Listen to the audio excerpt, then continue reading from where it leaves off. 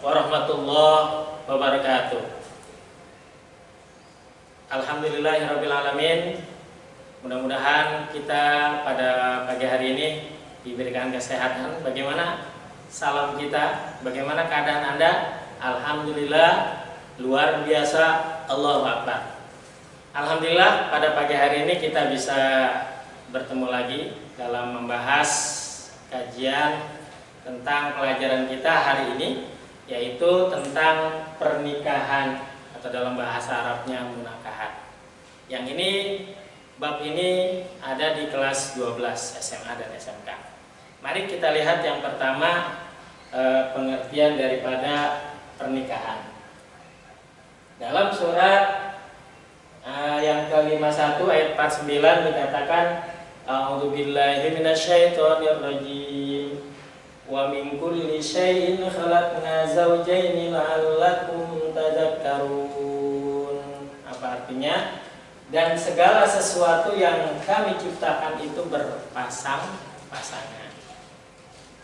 La'allakum tadhakkarun, supaya kamu mengingat akan kebesaran Allah Subhanahu wa taala.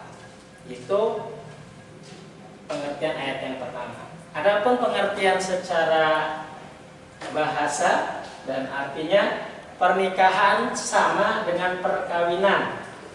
Itu dalam bahasa Indonesianya, yaitu akad. Akad yang menghalalkan pergaulan antara laki-laki dan perempuan yang bukan mahramnya, yang menimbulkan hak dan kewajiban masing-masing. Itu pengertian. Ya, ada lagi 4 pengertian yang dipakai dalam Al-Quran yang berkaitan dengan pernikahan. Apa aja sih? Yang pertama dikatakan, yang pertama adalah uqdatun nikah, yang berarti bentuk perjanjian yang kuat dan ikatan dalam ikatan pernikahan. Itu dalam surat Al-Baqarah surat kedua ayat 237. Itu yang pertama, pengertian pertama. Pengertian yang kedua yaitu zawwaja. Zawwaja ini berasal dari kata zauj. Zauj ini yang berarti pasangan. Silakan nanti dilihat di Quran surat Al-Baqarah juga, surat kedua ayat 230. Itu pengertian yang kedua. Adapun pengertian yang ketiga, misaqan ghalizo. Misaqan ghalizo itu yang berarti ikatan yang kokoh. Silakan dilihat di surat yang keempat, yaitu surat An-Nisa ayat 21. Kemudian apa lagi pengertiannya? Yaitu mawaddah warohmah, yang artinya bentuk kasih sayang.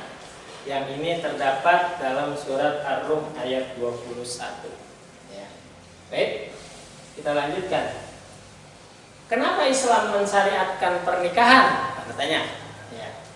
Islam mensyariatkan pernikahan agar kita para hambanya terhindar dari maksiat dan perzinahan yang apa? Yang menyebabkan dosa dan penyakit. Itu kenapa Islam mensyariatkan pernikahan. Kemudian fungsi pernikahan sebagai berikut. Yang pertama, fungsinya sebagai salah satu pilar kokohnya sebuah masyarakat.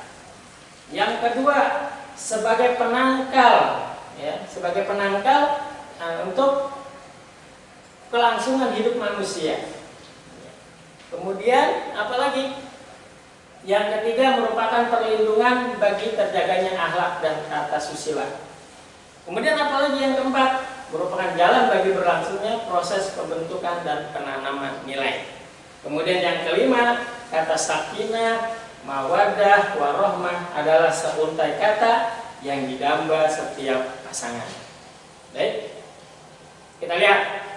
Ada ayat mengatakan dalam surat yang ke-24 ayat ketiga, az-zani, laki-laki yang berzina, la yankihu, tidak akan menikahi, illa zaniatan, kecuali melainkan perempuan yang berzina. La yankihuha, ya, illa zanin au musyrik, atau perempuan yang musyrik. Wa hurrima dzalika 'alal mu'minin, atau perempuan yang berzina tidak dinikahi melainkan laki-laki yang berzina dan laki-laki yang musyrik. Yang demikian itu diharamkan atas orang-orang yang mukmin. Kemudian Kemudian apa lagi? Al-khabisat lil khabisin wal khabisun lil khabisat. Wanita-wanita yang tidak baik adalah untuk laki-laki yang tidak baik. Wat thayyibat lit thayyibin. Sama yang tidak baik akan kepada wanita yang tidak baik juga.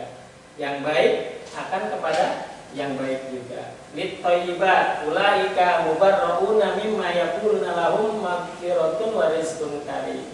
Nah, inilah mereka itulah bersih dari apa yang dituduhkan oleh mereka, bagi mereka lah ampunan dan rezeki yang mulia. Surat yang ke-24 ayat 26. Nah, bila ingin mendapatkan pasangan yang baik, ini catatan, maka harus mengkondisikan diri menjadi pribadi yang baik. Pasangan kita adalah cermin diri kita sendiri. Itu catatan. Nah, hal-hal yang perlu diperhatikan menuju pernikahan. Yang pertama, adanya kesiapan fisik dan mental. Usia ideal menurut kesehatan dan program KB adalah usia antara 20 sampai 25 bagi wanita, dan usia 25 sampai dengan 30 bagi pria. Kemudian yang kedua, kematangan mental yang harus diperhatikan dan kepribadian pendidikan. Nah, perbedaan umur itu minimal 5 tahun antara laki-laki dan wanita.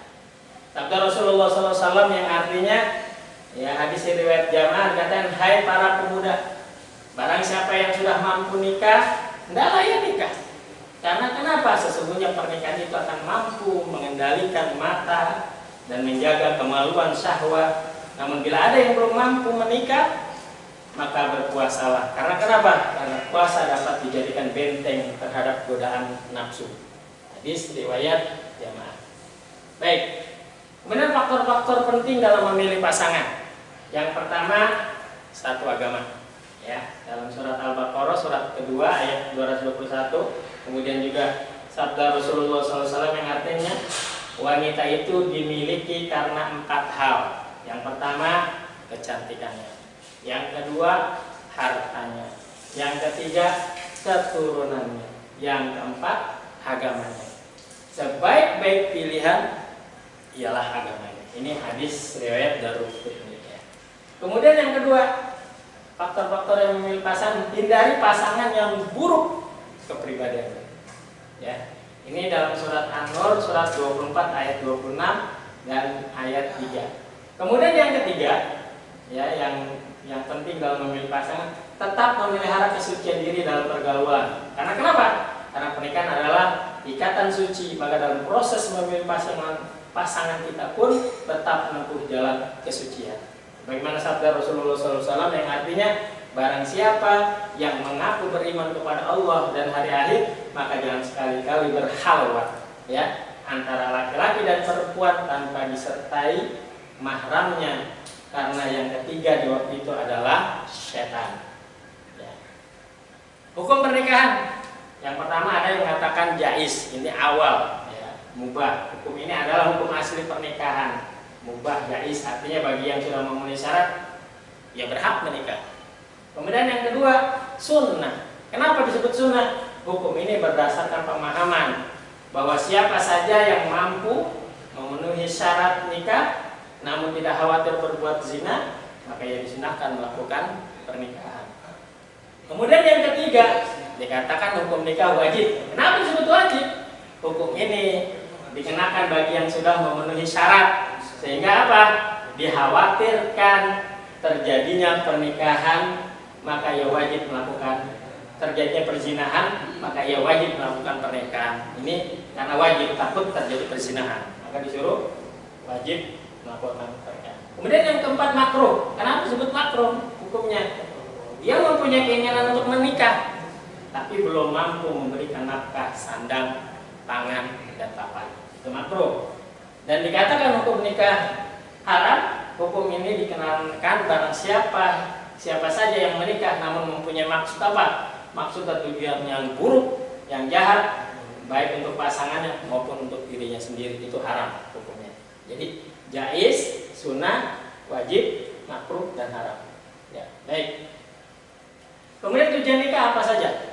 Satu, tercapainya ketentraman hati dan ketenangan pikiran. Karena kehidupan yang diikuti cinta, mawaddah warahmah lahir dan batin antara suami dan istri. Terangkan dalam surat Ar-Rum, surat ke-30 ayat 21. Kemudian yang kedua, untuk memperoleh keturunan yang sah. Quran surat Asy-Syura, surat ke-42 ayat 11, 49 dan sampai 50. Kemudian apalagi? Tujuan nikah sebagai alat kendali manusia agar tidak terjerumus ke dalam jurang kemaksiatan. Kemudian yang keempat, untuk mewujudkan keluarga bahagia dan sejahtera, yaitu keluarga sakinah, hadis riwayat Jamaah tadi. Dan yang kelima, memenuhi kebutuhan seksual yang sah dan suci. Kemudian apa lagi? Rukun nikah. Yang pertama ada akad. Ya, akad itu sigot, yaitu ijab kabul. Kemudian yang kedua ada calon suami, ada calon istri. Kemudian yang keempat wali perempuan, yaitu seseorang yang mengizinkan atau menikahkan oleh perempuan. Wali itu dibagi dua, satu wali nasab, pertalian darah, kemudian wali hakim.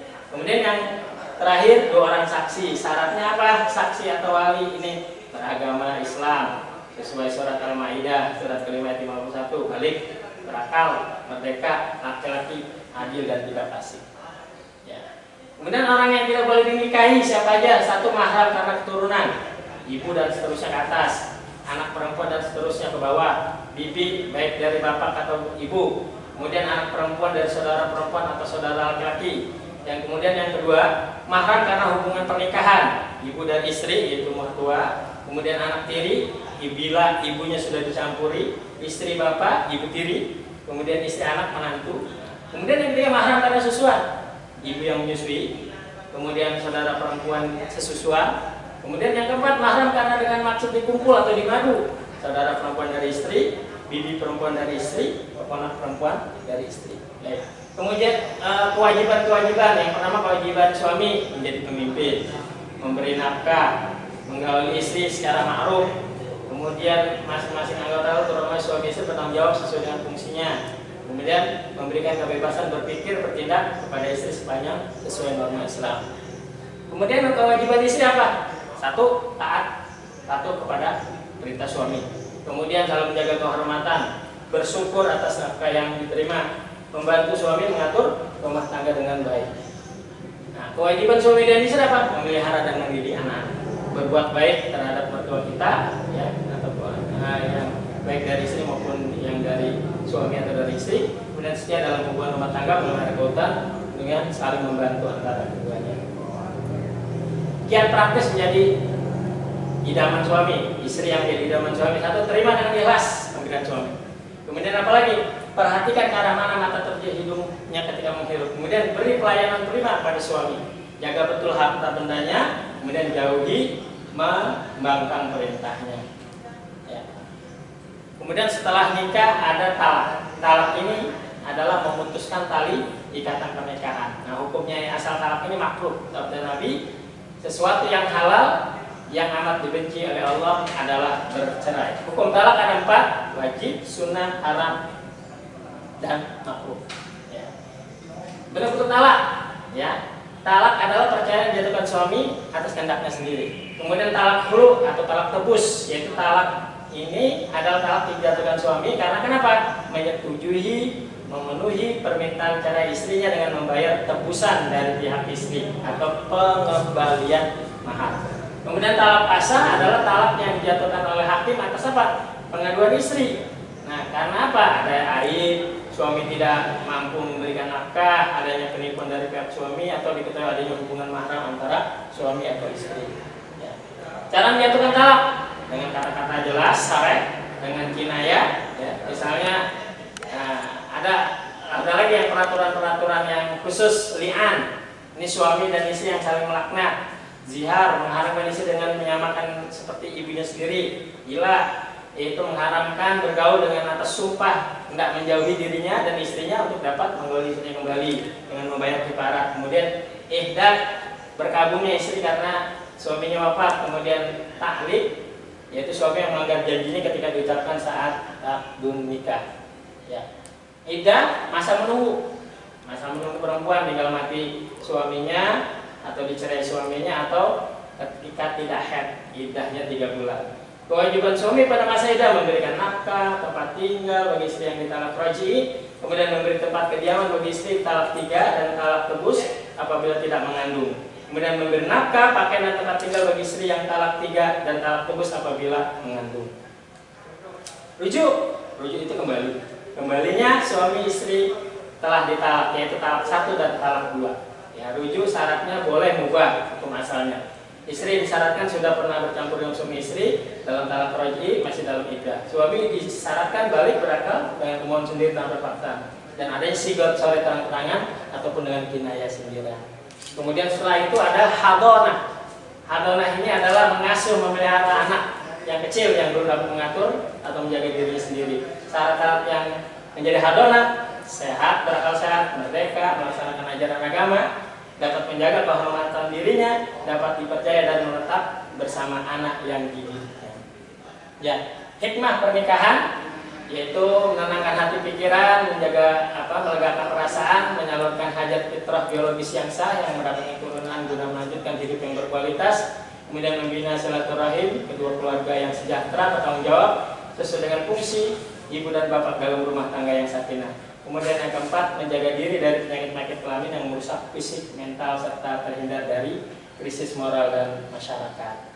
Kemudian undang-undang perkawinan, 74 ada lagi undang-undang yang baru. Kemudian lagi batasan-batasan poligami dan sebagainya.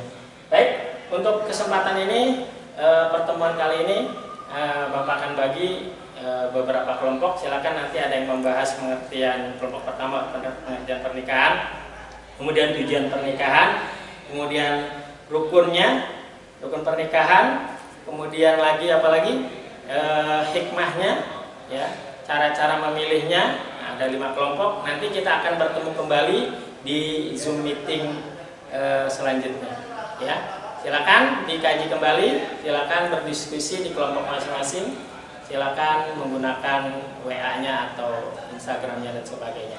Itu saja penyampaian dari Bapak, mudah-mudahan ini bermanfaat. Sekian, Assalamualaikum warahmatullahi wabarakatuh.